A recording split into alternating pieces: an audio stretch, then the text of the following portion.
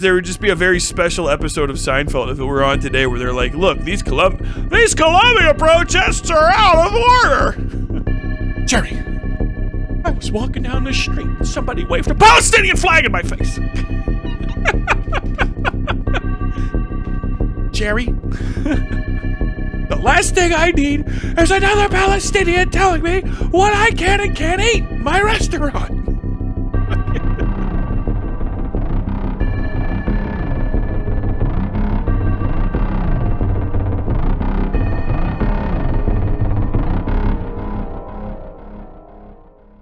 So this is just, I just thought I would cover this. I've never really liked Larry Seinfeld that much. I've always kind of just appreciated Seinfeld as being a good show. It's like one of the only really, really like inarguably good sitcoms from back in the day. It's actually funny and not like condescending. Larry Seinfeld, Jerry Seinfeld. Did I say Larry Seinfeld? It's because he's indecipherable. Once I found out about Larry David, I realized why like. That Jerry Seinfeld is just like a third arm. He's just a vestigial bit of comedy for Larry David, who wasn't 90s good looking to be on TV all the time. Jerry Seinfeld, I've always thought he's kind of a douchebag. He always struck me as a fucking piece of shit. Going all the way back basically to like the 2000s, to like the post Seinfeld era, because he never really showed up very often, right? And then I found out like he was like hyper rich. He had like $1 billion for being on Seinfeld, which I didn't think anyone deserved. I didn't realize how much money you could get back then. And he's got like classic cars, and he would like talk down to people and stuff. I think he's like really insecure because he's also not that fucking funny. Like he's not unfunny, but like Jerry Seinfeld just isn't that he's just not that good of a comedian, like compared to all of the other comedians. You know, he's no Bill Burr. And from what I understand, even like his entire sets are like pre-written for him and stuff. I don't know if he writes any of the jokes himself. And if you really think about it, can you think of any iconic Jerry Seinfeld stand-up routines? I've seen I think 2 or 3 of his lives. Can't remember one, but I can remember like a 10,000 fucking or Jerry Seinfeld, but I can think of like 10,000 fucking Larry David lines. Perfect. Jerry Seinfeld peaked with B movie. I mean, for real. What's the up with that? Yeah. Actual rich guy hobby, yes. But since he's kind of taken he's an out of touch millionaire from the fucking 90s, you know, millionaire, billionaire, whatever he is, with nothing to say to the common person and no understanding of how shit works. He's just one of those guys who's like compelled to like talk about legacy and back in my day. What's the deal with women's rights? Whatever the fuck Don Knotts voice ass bullshit he's on. But I've seen him do a bunch of the anti-woke stuff, and now he's in one of these, doing one of these things. I don't know. But Benny Johnson shared this. Fucking Christ. Benny Johnson is like a guy who I always forget about until he's mentioned again. I think he is like a comedian. And I know I've seen him talk, but I dead personality. He's one of these like, blue checks on modern Twitter. He's got 2.3 million followers. Who the fuck knows how many of those are bots? But comedy legend Jerry Seinfeld finally goes full blast on the left's destruction of comedy. Don't know what he's talking about. Oh, this is a result of the extreme left. PC crap. People worrying so much about offending other people. This moment is powerful. Jesus fucking Christ. I don't know. What is this? New Yorker Radio Hour, so actually pretty serious. 38K for a guy with 2.3 million. Feels a little low. But here we go. Nothing really affects comedy. People always need it. They need it so badly, and they don't get it. It used to be you would go home at the end of the day. Most people would go, oh, Cheers is on. Oh, MASH is on. Oh, Mary Tyler Moore is on. All in the Family's on. You just expected there'll be some funny stuff. Jesus, what the fuck?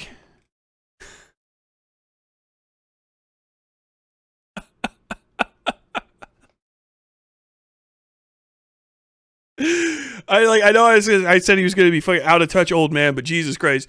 Back in the day, we used to have primetime television. People go home and watch the big 3 networks. Mary Tyler Moore show. Dude, you're running out of fucking people that know what you're talking about. That's a number that's going down. With all due respect to Mary Tyler Moore, that's a number that's not rising. You know what I'm saying? The amount of people that remember getting off work and going to see Cheers, like, oh man, I can't wait to watch Cheers, with a show which I believe half the cast is dead now. Yeah, it's been a minute. It's been a minute. You could have said so many other shows, but he only named shows that were on before Seinfeld started airing. You notice that too? Like, there's no. They used to go off work and go watch The Big Bang Theory. They used to get off work and go watch 2.5 Men. He can't think of anything outside of like the one trick he got. He is literally he is like the J.K. Rowling of comedy. He made one banger of a fucking like production, and then everything else he's touched is just milquetoast bullshit. Yeah. It's because once upon a time, the big three networks had a fucking like it's not monopoly, but a tripoli or whatever the fuck, triopoly on the entirety of America's attention. So you had to watch Cheers because it was only fucking Cheers was on. You know what I mean? People didn't watch Night Court despite how good it was, because Night Court was better than everything that could have possibly existed. It was because there was 3 fucking channels to watch. Night Court was one of them. You know what I mean? Like, that's it. These old fucking Hollywood fogies, literal old fucking animal fucking fogey fucks, just completely divorced from the modern like entertainment industry, like landscape. Oh, you got Jerry Seinfeld. I know the guy. I've been friends with Lorne Michaels for 50 years. Like, shut the fuck up. The literal BoJack Horseman, by the way. Stuff we can watch on TV tonight. Well, guess what? Where is it? This is the result of the extreme left and PC crap and people worrying so much about offending other people. Mm-hmm. When you write a script and it goes into 4 or 5 different hands, committees, groups, here's our thought about this joke, well, that's the end of your comedy. They move the gates, like in skiing. Yeah. Culture, the gates are moving. Your job is to be agile and clever enough that wherever they put the gates, I'm going to make the gate. I don't even know if that's necessarily the whole quote. But yeah, dude, if I socked on left already. Always Sunny is there. There's so much shit out, and he doesn't know anything about it because he's a fucking old man, an out of touch, rich old man who doesn't know fucking anything.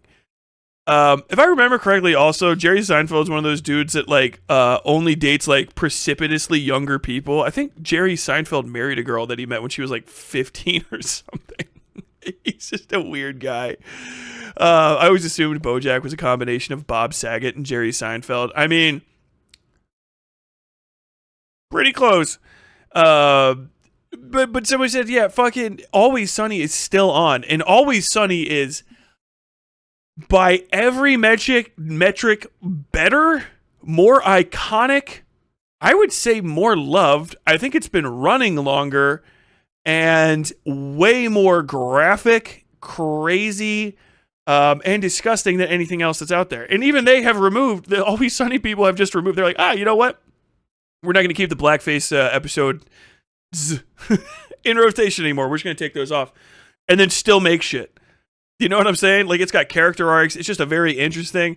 Like, you guys even know about Seinfeld. Like, you've never seen the show. Seinfeld is just a story, like a show about, as Larry David puts it, how comedians kind of build material. And it's by, like, getting into relationships and stuff. And it's basically just 4 maladjusted dickheads in New York City and all of the people that they fuck. Like, almost every single episode, one of them is now in a new relationship with a new weird person, and then they spend the entire fucking episode like nitpicking that new relationship where there's not that much real interaction between them. You know what I mean? Like, they have their characters, but it's a sitcom, right? So it's just those characters, a new situation happens, it's old hat shit.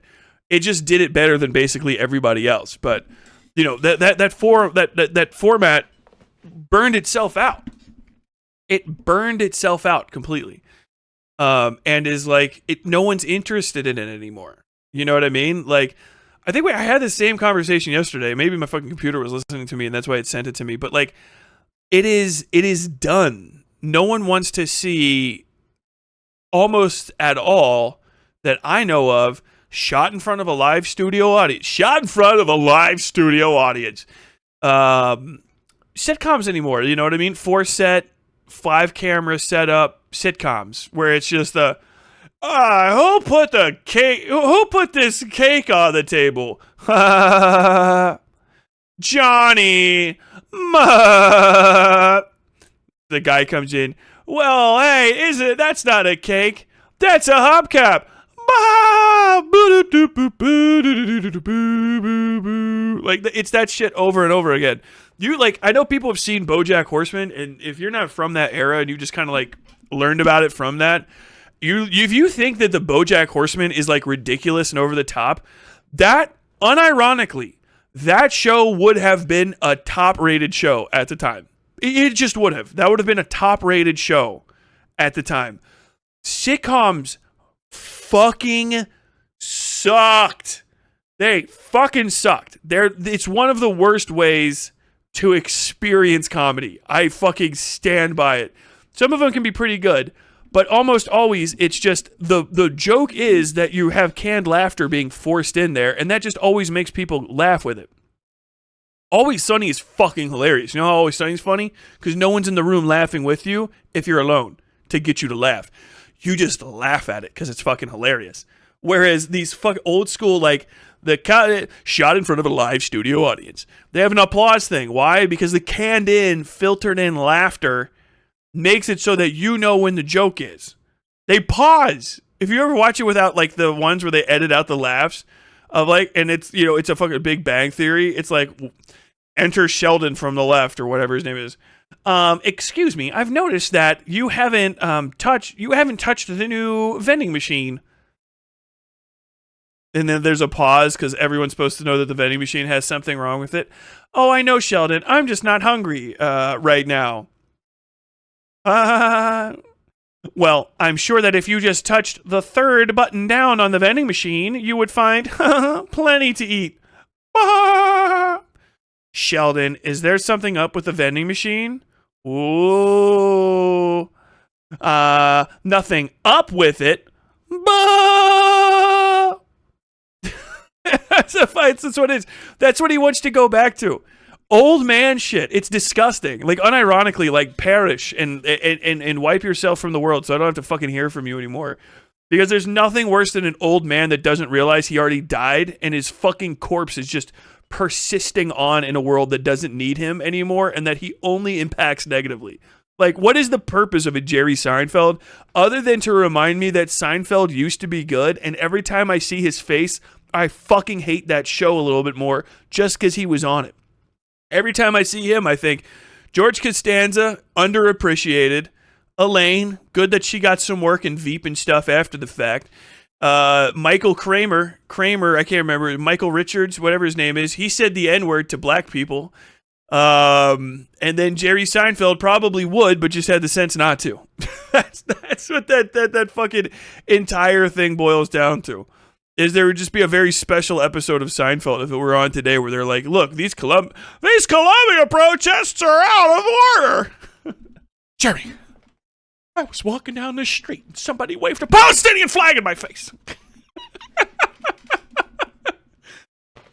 Jerry, the last thing I need is another Palestinian telling me what I can and can't eat in my restaurant.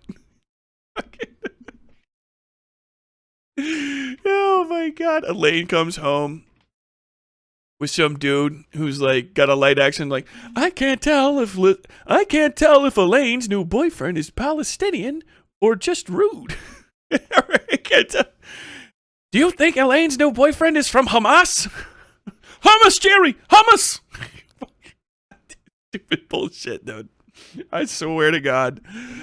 The edits of The Big Bang Theory that remove the laugh track and leave only awkward silence is so much funnier than the actual show. It's like sophisticated, absurdist humor. It's the same thing as fucking like Garfield without Garfield. You have to understand what it is to appreciate it. So it's like it works on levels. But Garfield without Garfield is fucking tremendous. Just look it up. Even the guy that made Garfield's like, I fucking love this. Benny Johnson is the gay cruise ad guy. Well, there you go. Night Court had its moments. Night Court was great. Malcolm in the Middle is goated. No laugh track. Malcolm in the Middle is fire. He's not gonna fucking mention Malcolm in the Middle. I've always hated the fucking canned laughter. I hate being told what to do. It's the worst. It's the worst. It is the worst. Elaine. Elaine, your boyfriend's been in here for 5 minutes talking about Palestine, and he hasn't denied Hamas. When is he going to disavow Hamas, Elaine? I don't know, Jerry. He could disavow Hamas at any point. We just have to get it. That'd be the fucking fun. Jerry, I saw a guy coming in here with a Palestinian flag. Yeah, it's Elaine's new boyfriend. Her new boyfriend. Jerry, I don't think he's disavowed Hamas.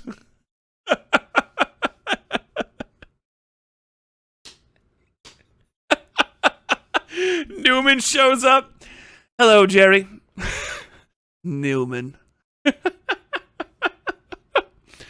I see that you're still fully in support. I can't quite do it. I see you're just still fully in support of Israel despite their ongoing genocide. It's not a genocide. It is a genocide, Jerry. And the world's going to see it for what it is.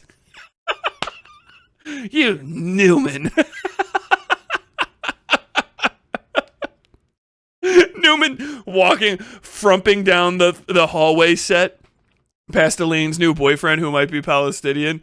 And he just, from the river to the sea, brother! From the river to the sea! Get out of here, Newman! The guy just looks at him. The joke at the end is just they're all racist and Elaine's new boyfriend is Greek, by the way.